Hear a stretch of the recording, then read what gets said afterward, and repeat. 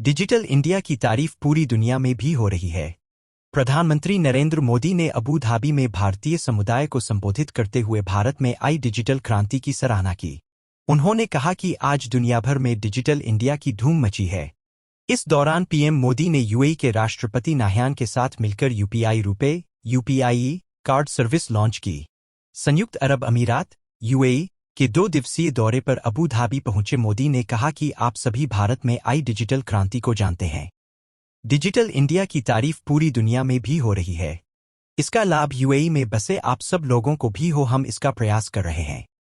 UAE में जल्द ही UPI service शुरू होने जा रही है, जिसका नाम है जीवन कार्ड। उन्होंने कहा कि हमने यूएई के साथ अपने रुपए कार्ड को शेयर किया है।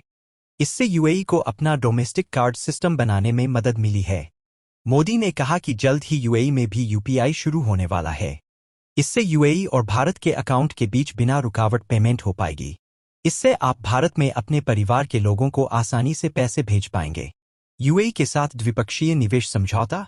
पीएम मोदी ने यूएई के राष्ट्रपति नाहयान के साथ बातचीत में कहा कि यह खुशी की बात है कि आज हम द्विपक्षीय निवेश संधि पर हस्ताक्षर कर रहे हैं। मुझे लगता है कि ये G20 देशों के लिए बड़ी बात होगी कि भारत और यूएई महत्वपूर्ण दिशा में आगे बढ़ रहे हैं। पिछले साल हुआ था समझौता। यूएई लिंकेज के इंस्टेंट पेमेंट प्लेटफॉर्म IIP के साथ भारत के यूनिफाइड पेमेंट इंटरफेस UPI को लेकर पिछले साल जुलाई में समझौता हुआ था। भारतीय रिजर्व बैंक RBI के गवर्नर शक्तिकांत दास और central bank of UAE CBOE के गवर्नर खालिद मोहम्मद बलामा ने समझौते पर हस्ताक्षर किए थे। किन किन देशों में है यूपीआई? बता दें कि इससे पहले सोमवार को श्रीलंका और मॉरिशस में भी यूपीआई सर्विस शुरू की गई।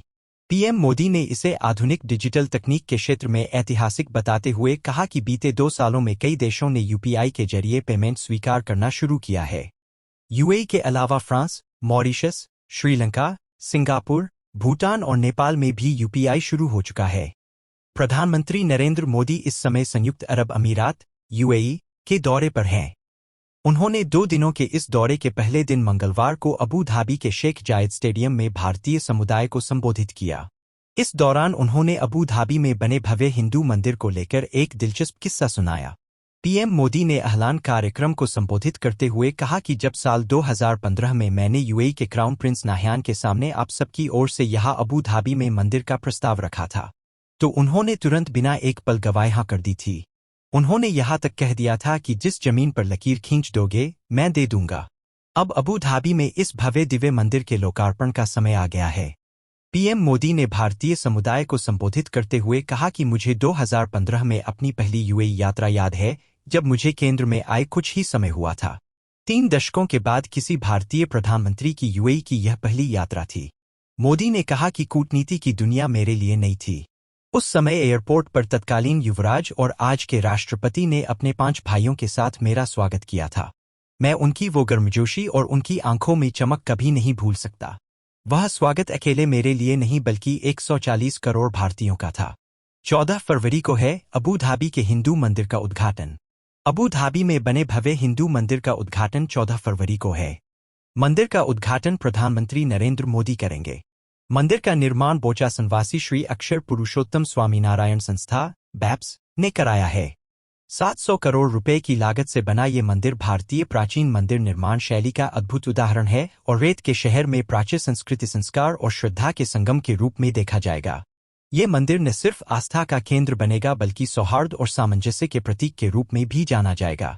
यूएई की राजधानी अबू धाबी में अल-वाकबा नाम की जगह पर मंदिर को तैयार किया गया है। मंदिर परिसर लगभग 20,000 वर्गमीटर क्षेत्र में फैला हुआ है। मंदिर के लिए यूएई सरकार ने 2015 में दी थी जमीन। संयुक्त अरब अमीरात सरकार ने अगस्त 2015 में अबू धाबी में मंदिर बनाने के लिए 123.5 एकड़ जमीन उपहार में दी थी। इसके बाद 2019 में मंदिर के लिए अतिरिक्त 13.5 एकड़ की जमीन दी गई थी।